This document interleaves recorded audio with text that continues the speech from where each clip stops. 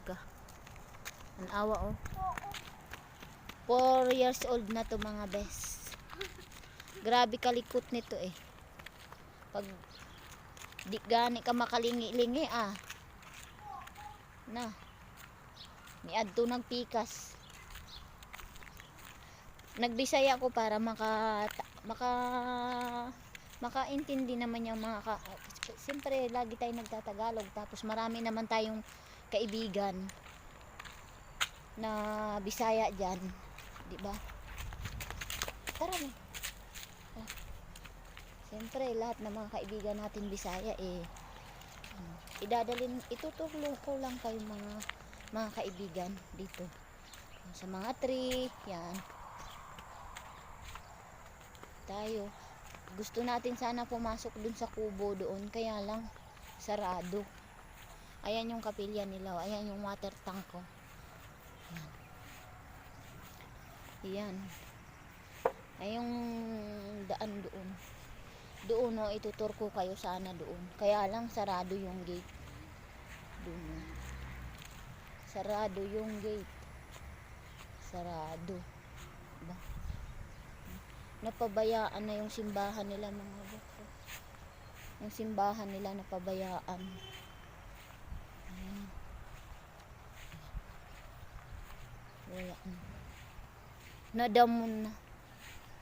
Siyempre, kailangan nila ng dyan, ng yung sponsor nila na para mag-aano sa kanila. Mag-aano ng simbahan nila. Wala.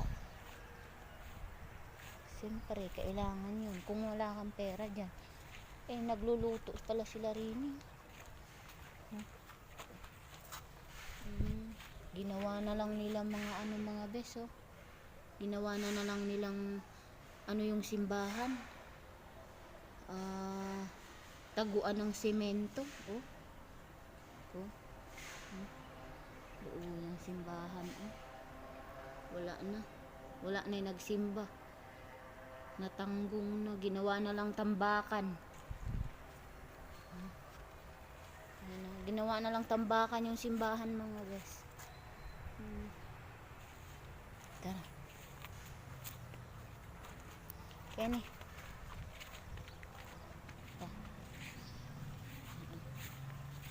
Yun kaya lang sarado doon. Okay. Hindi ka pa napag-subscribe sa aking YouTube channel mga besi, mag-subscribe ka na. Mga bato pick.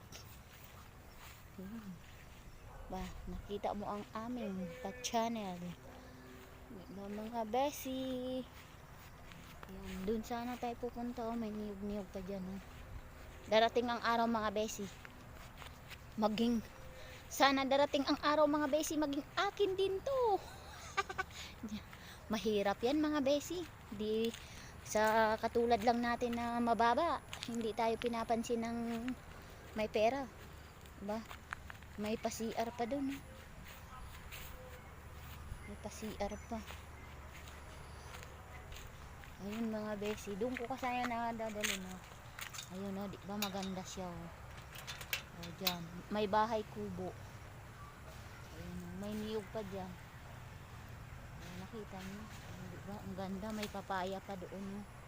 Kaya lang di tayo ayun, ang liliit. Maganda siya dito lang tayo. Marami pong salamat sa inyo mga besi, di ba? Bahay kubo kahit munti. Ayan, yung katuray, yung pailaw. Marami pong salamat sa inyo mga besi. Ayan, darating ang araw magkaroon din tayo ng ganyan, di ba? Marami pong salamat.